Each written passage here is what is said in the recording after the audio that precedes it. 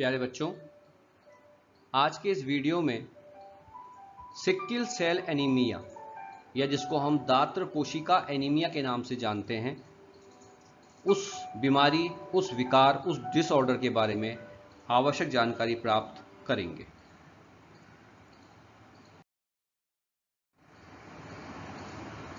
सबसे पहले हम ये जानने का प्रयास करेंगे कि ये सिक्ल सेल एनीमिया किस प्रकार का रोग है। देखिए, ये एक ऑटोसोमल गुणसूत्र लग्न अप्रभावी विकार है। ऑटोसोमल गुणसूत्र लग्न अप्रभावी विकार। आप जानते हैं कि हमारे शरीर में दो प्रकार के गुणसूत्र होते हैं, जिनमें से 22 जो पेयर हैं आपके, वो क्या कहलाते हैं? आपके 22 जो पेयर गुणसूत्र होते हैं वो कहलाते हैं आपके ऑटोसोम।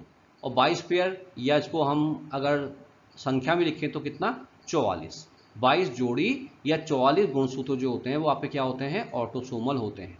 और एक पेयर या हम ये कह सकते हैं दो गुणसूत्र, चाहे वो दो गुणसूत्र आपके एक्स हो या वो गुणसूत्र आपके क्या हो? X Y.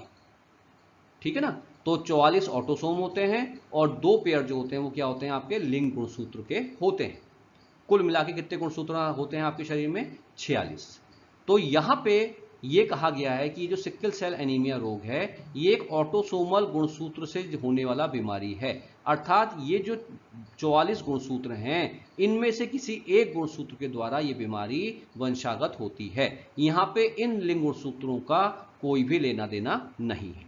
तो एक बात तो आपकी क्लियर हो गई कि ये जो सिक्ल सेल एनीमिया का रोग है ये एक ऑटोसोमल रोग है। और ऑटोसोमल रोग का मतलब ये ऑटोसोम के द्वारा ट्रांसफर होता है। आपको यहां मैं ये बता दूं, ऑटोसोम किसको कहते हैं? वो 44 गुणसूत्र जो हमारे शरीर के विभिन्न लक्षणों को नियंत्रित करते हैं, जबकि जो लिंग गुणसूत्र होते हैं वो हमारे लिंग को निर्धारित करते हैं, सेक्स को डिटरमाइन करते हैं। तो ऑटोसोम हमारे शरीर के सभी लक्षणों को नियंत्रित करते हैं और लिंग गुणसूत्र हमारे लिंग को निर्धारित करते हैं। और सिक्ल सेल एनीमिया ऑटोसोम गुणसूत्र से रिलेटेड बीमारी है। साथ ही साथ ये एक अप्रभावी विकार है, मतलब रिसेसिव डिसऑर्डर है। ये प्रभावी नहीं है, ये क्या है? अप्रभावी। आपने मेंडल्स लॉ में पढ़ा है कि हर जीन के दो एलील्स होते हैं, एक एलील प्रभावी और दूसरा एलील अप्रभावी। तो ये जो बीमारी है इसका जो एलील है वो क्या है? रिसेसिव है, अप्रभावी है। हमारे जो ऑटोसोम्स होते हैं उन्हीं ऑटोसोम्स में 11वीं जोड़ी का जो गुणसूत्र है, आप जानते हैं, जैसे मैंने आपसे कहा कि 22 जोड़ी ऑटोसोम होते हैं, तो अगर हम 11वीं जोड़ी को देखें तो 11वीं जोड़ी का जो गुणसूत्र है उसमें एक जीन पाया जाता है जिसको कहते हैं HbA, या ये हीमोग्लोबिन जीन है जो हमारे शरीर में हीमोग्लोबिन का निर्माण करता है।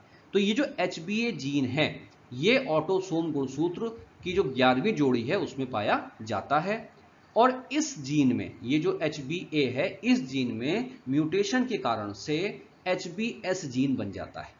तो यहां आप समझ लीजिए कि जीन क्या है, एक्चुअल जीन क्या है? HbA, और इसमें म्यूटेशन के कारण से क्या जीन बन गया? HbS। ठीक हो गया। और ये जीन कैसा है? आपका अप्रभावी है। तो इसका मतलब HbA प्रभावी है, HbA जो है हीमोग्लोबिन जीन जो वास्तविक जीन है वो क्या है? प्रभावी है। और इसके और म्यूटेशन के फलस्वरूप जो HbS जीन बना ये क्या है? अप्रभावी है। तो यहां दो तीन बात क्लियर हो गई। पहली बात कि ये सिक्ल सेल एनीमिया रोग किससे जुड़ा हुआ है? गुणसूत्र की 11वीं जोड़ी से। 11वीं जोड़ी में कौन सा जीन है? Haemoglobin A, HbA। और इस HbA में जब उत्परिवर्तन होता है तो एक और जीन बन जाता है जिसको हम कहते हैं HbS। और यही HbS जो उत्परिवर्तन के बाद जीन बना वो इस रोग का कारण बनता है। अब देखिए, चूंकि HbS जो जीन बना उत्परिवर्तन के बाद वो अप्रभावी है, रिसेसिव है, तो इस रोग को दो जीन नियंत्रित करेंगे। एक तो हीमोग्लोबिन का जो प्रभावी जीन है, जो नॉर्मल जीन है, और दूसरा इसका म्यूटेंट जीन HbS। तो ये HbA और HbS ये दो जीन इस रोग को कंट्रोल करते हैं, नियंत्रित करते हैं। जैसा मैंने आपसे कहा कि ये एक ऑटोसोमल बीमारी है, तो ऑटोसोमल बीमारी में मेल और फीमेल दोनों में ऑटोसोम बिल्कुल एक जैसे होते हैं। आप दोबारा से समझिए, 44 ऑटोसोम है मैंने आपसे कहा, और आपके दो लिंग गुणसूत्र हैं। अगर ये आपका मेल है, अगर ये आपका पुरुष है, तो इसमें 44 ऑटोसोम होंगे और लिंग गुणसूत्र कौन से होंगे? X और Y। ठीक है। और अगर कोई फीमेल है, कोई मादा है, तो उस मादा में गुणसूत्र क्या होंगे? 44 ऑटोसोम होंगे। और लिंग गुणसूत्र कौन से होंगे? एक्स और एक्स। ठीक है, तो आप अगर देखें तो ऑटोसोम मेल और फीमेल में बिल्कुल क्या है? एक जैसे हैं, इनमें कोई अंतर नहीं होता, लेकिन लिंग गुणसूत्रों में अंतर होता है। अब चूंकि सिक्ल सेल एनीमिया की हम बात कर रहे हैं और ये ऑटोसोमल डिजीज है, तो ऑटोसोम मेल और फीमेल दोनों में कैसे हैं? एक जैसे हैं। तो ये बीमारी अगर जीव में है या ये बीमारी जीव में नहीं है, तो 3 प्रकार के जीनोटाइप हो सकते हैं। पहली बात, यदि कोई व्यक्ति सामान्य है, अगर कोई व्यक्ति सामान्य है तो उसमें, क्योंकि मनुष्य क्या है? द्विगुणित जीव है, तो उसमें मैंने आपसे पहले कह दिया कि हर जीन जोड़ी में होगा, हर गुणसूत्र जोड़ी में होगा। तो HbA हीमोग्लोबिन को बनाने वाला जो जीन है, उसके दोनों ही जो एलिल्स हैं, अगर वो स्वस्थ हैं, तो पुरुष क्या है या स्त्री क्या है? सामान्य है। मैं दोबारा से रिवाइंड कर रहा हूं, ऑटोसोम मेल फीमेल में एक जैसे हैं, इसलिए जीनोटाइप केवल 3 ही होंगे। अगर दोनों हीमोग्लोबिन के जीन स्वस्थ हैं तो व्यक्ति क्या होगा? सामान्य है। वो पुरुष भी हो सकता है, वो मादा भी हो सकती है।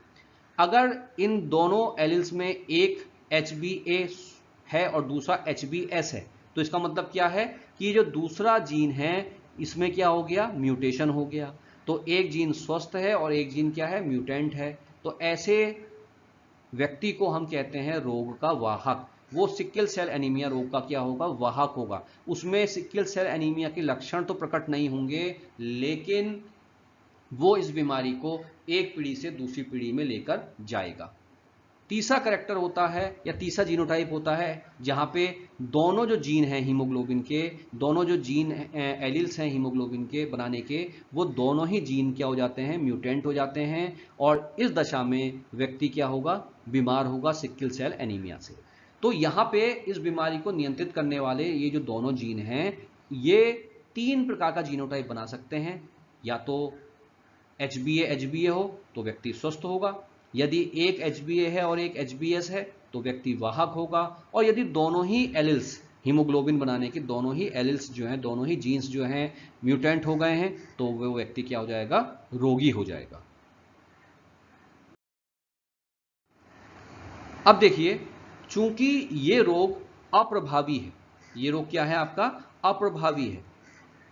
और अप्रभावी रोग कब प्रकट होता है? जब वो किस अवस्था में हो? समयुग्मकीय अवस्था में हो।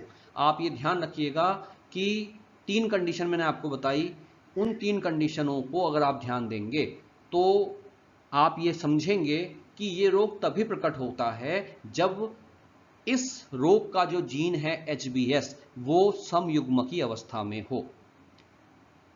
एक अवस्था जब जीन विषम युग्मकीय अवस्था में है, HbA HbS, तो ऐसे व्यक्ति क्या होगा?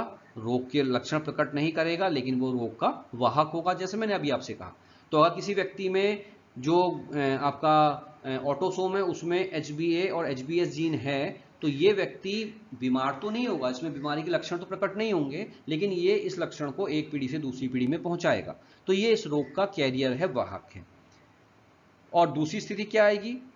यदि दोनों ही जीन आपके म्यूटेंट हैं, HbS HbS हैं, तो इस दशा में चूंकि ये अप्रभावी लक्षण हैं, भाई यहाँ पे तो प्रभावी लक्षण कौन है? HbA, और HbS क्या है? अप्रभावी। तो प्रभावी अप्रभावी के लक्षणों को क्या कर देता है? दबा देता है, प्रभाविता का नियम के तहत। तो यहाँ पे HbS अपने लक्षण को प्रकट नहीं कर पाता, दबा रहता है, लेकिन बीमारी को अगली पीढ़ी में लेके जाता है। लेकिन यदि HbS HbS समयुग्मजीय अवस्था में मौजूद हैं किसी जंतु में, किसी जीव में, तो यहाँ पे ये दोनों HbS HbS हैं, अतः ऐसे जीव में ये रोग क्या होगा? प्रकट होगा। तो ये आपको पता होना चाहिए। अब यहां एक और बात आपको ध्यान रखनी है कि ये रोग पैतृक से संतति में तभी प्रवेश करता है जब दोनों पैतृक, याद रखिएगा, जब दोनों पैतृक माता और पिता इस रोग के वाहक हों, अर्थात दोनों ही माता पिता में जो जीनी अवस्था हो वो क्या हो? HbA HbS हो, अर्थात विषम युग्म की अवस्था हो। ये ध्यान रखिएगा, दोबारा से मैं कह रहा हूं कि इस रोग का वंशागति संतानों में तभी होती है जब दोनों पैतृक इस रोग के वाहक हों, कैरियर हों, और कैरियर तभी बनते हैं जब ये जो HBA और HBS है ये किस अवस्था में हो, विषम युग्मजीय अवस्था में हो, क्योंकि अगर HBA HBA होंगे तो व्यक्ति स्वस्थ होगा, अगर HBS HBS होंगे तो व्यक्ति क्या होगा, बीमार होगा। तो विषम युग्म की अवस्था में ही ये रोग एक पीढ़ी से दूसरी पीढ़ी में वंशागत होता है। अब एक एग्जाम्पल हम ले लेते हैं। मान लीजिए एक विषम युग्मजी मादा है जिसका विवाह एक विषम युग्मजी नर से हुआ। तो चूंकि ये विषम युग्मजी है और ये कैरियर है, तो इसका एक हीमोग्लोबिन जीन स्वस्थ है, प्रभावी जीन स्वस्थ है, और जो दूसरा जीन है वो HBS है जो सिकल सेल एनीमिया रोग को लिए हुए है। ऐसी मेल में भी क्या स्थिति होगी, एक जीन HBA होगा और एक जीन क्या होगा, HBS होगा। जब इनसे गैमेट्स बनते हैं तो आपको पता ही है दो प्रकार के अंडे बने और दो प्रकार के क्या बने, आपके शुक्राणु बने। एक अंडा ये है, एक अंडा ये है, एक शुक्राणु ये है और एक शुक्राणु ये है। अब अगर इन गैमेट्स के बीच में मेटिंग होती है तो आपकी चार प्रकार की संतानें आपकी बन सकती हैं। कौन कौन सी बन सकती हैं, आप देखिए इसको, ये चार प्रकार की संतानें बन सकती हैं। अब अगर आप ढंग से देखें तो पहली जो संतान है उसके दोनों जो जीन हैं वो क्या हैं, HBA HB हैं, अर्थात ये व्यक्ति क्या है, सामान्य है, स्वस्थ है, चाहे पुरुष हो चाहे मादा। दूसरी संतान ये है, इसमें एक एलील क्या है, HBA और दूसरा क्या है, HBS। तो एक एलील स्वस्थ है, एक बीमार है, म्यूटेंट है, तो ये क्या होगा, वाहक होगा इस रोग का। और इसी प्रकार से जो दूसरा है HBS और HBA, ये भी क्या होगा, इस रोग का वाहक होगा। और तीसरी जो संतान है उसमें दोनों ही एलील HBS HBS हैं, अर्थात ये जो व्यक्ति होगा ये इस रोग से क्या होगा, पीड़ित होगा। तो यहाँ पे अगर आप देखें, इन चारों संतानों को देखें तो 50% संतानें, आप देखिए ये दोनों संतानें 50% संतानें रोग की वाहक हैं, जबकि 25% संतानें क्या हैं, आपकी सामान्य हैं, और 25% क्या हैं, आपकी रोगी। तो यदि मेल और फीमेल आपके इस रोग के वाहक हैं तो संतानों में 25% संभावना है कि संतान रोगी होगी, 25% संभावना है कि संतान स्वस्थ होगी, और 50% संभावना ये बनती है कि ये रोग अगली पीढ़ी में वंशागत होगा और F1 जनरेशन जो है इस रोग का क्या बनेगी, वाहक बनेगी, कैरियर बनेगी। अब देखिए हम बात करते हैं कि सिकल सेल एनीमिया में होता क्या है, हमारे शरीर में ऐसा क्या होता है कि ये रोग होता है। देखिए इस विकार के कारण हीमोग्लोबिन अणु की जो बीटा ग्लोबिन श्रृंखला है, जो प्रोटीन श्रृंखला है, उसकी छठी स्थिति में एक अमीनो अम्ल ग्लूटामिक अम्ल का वैलिन अमीनो अम्ल द्वारा प्रतिस्थापन हो जाता है।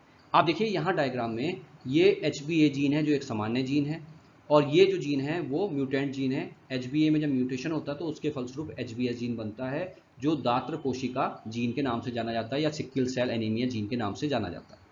सामान्य परिस्थिति में क्या होता है कि जब ये जीन ट्रांसक्रिप्शन के द्वारा mRNA बनाता है और इस mRNA से जब प्रोटीन बनता है ट्रांसलेशन के फलस्वरूप, तो ये प्रोटीन चेन है जिसमें 7 अमीनो अम्ल आपको दिखाई दे रहे हैं। इसके जो छठा अमीनो अम्ल है, सामान्य हीमोग्लोबिन जीन से बनने वाले जो प्रोटीन में जो छठा अमीनो अम्ल है वो क्या है, आपका ग्लूटामिक अम्ल है। लेकिन जब इस जीन में म्यूटेशन होता है और HBS जीन बनता है तो इससे जो प्रोटीन चेन बनती है उसमें जो छठा अमीनो अम्ल है वो क्या है, वैलिन है। तो आप यहाँ देख रहे हैं कि म्यूटेशन के फलस्वरूप जब HBA जीन HBS जीन में कन्वर्ट होता है तो बनने वाली जो प्रोटीन चेन है, जो ग्लोबिन श्रृंखला है, उसमें छठे जो अमीनो अम्ल है ग्लूटामिक अम्ल, वो किसके द्वारा रिप्लेस कर दिया गया है, वैलिन के द्वारा रिप्लेस कर दिया गया है। ऐसा क्यों हुआ, इसको समझिए। देखिए अमीनो अम्ल का जो प्रतिस्थापन हुआ वो क्यों हुआ। अब आप ऊपर जाइए, आप देखिए यहाँ पे जो पहला जीन है आपका, जो सामान्य जीन है, उसमें जो छठा आनुवंशिक कोड है वो है आपका CTC। छठा कोड क्या है, CTC। इसमें जो ये बीच का जो T है, ये जो बीच का T है, इसको म्यूटेशन के फलस्वरूप क्या कर दिया गया, सब्स्टिट्यूट कर दिया गया, किसके द्वारा, एडेनिन के द्वारा। सामान्य जो जीन है उसमें छठा जो आनुवंशिक कोड है वो क्या है, आपका CTC है।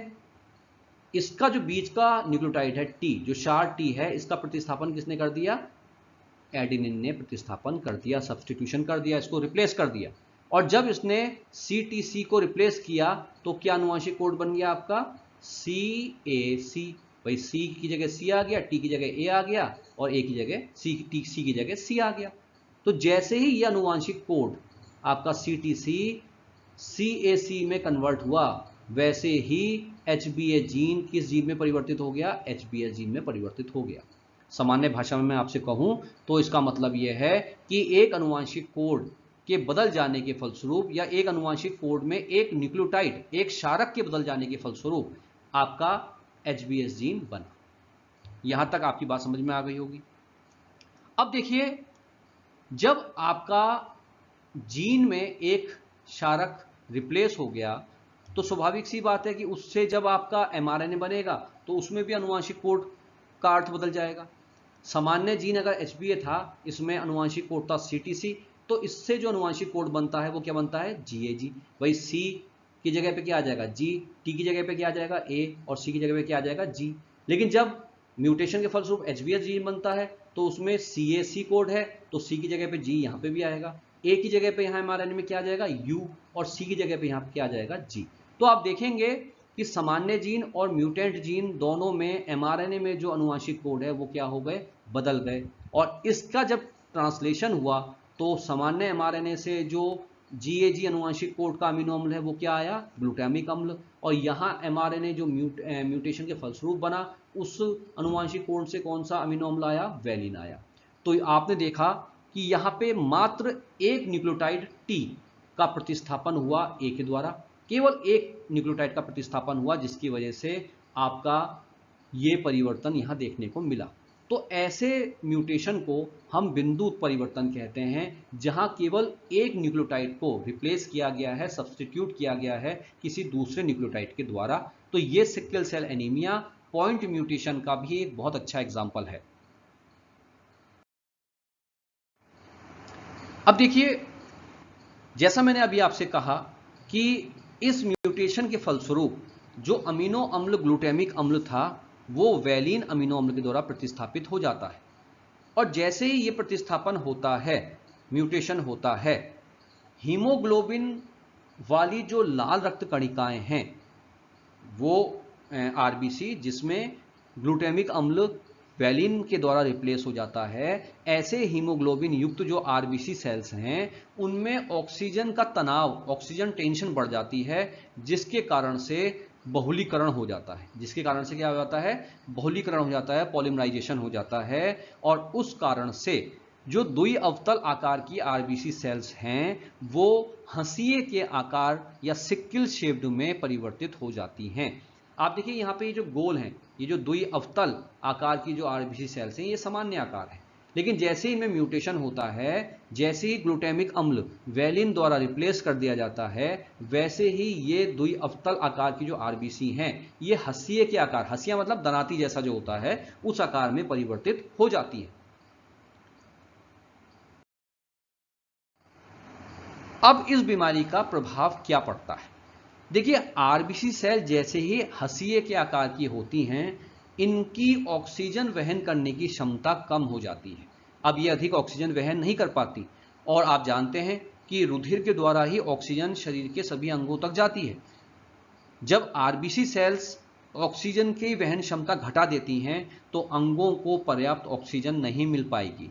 पर्याप्त ऑक्सीजन नहीं मिलेगी तो आप जानते हैं कि हमारे शरीर में जो श्वसन क्रिया होगी वो प्रभावित होगी। कोशिकाओं में जो श्वसन क्रिया होती है वो प्रभावित हो जाती है ऑक्सीजन के अभाव में, और श्वसन क्रिया से हमें क्या मिलती है, ऊर्जा मिलती है।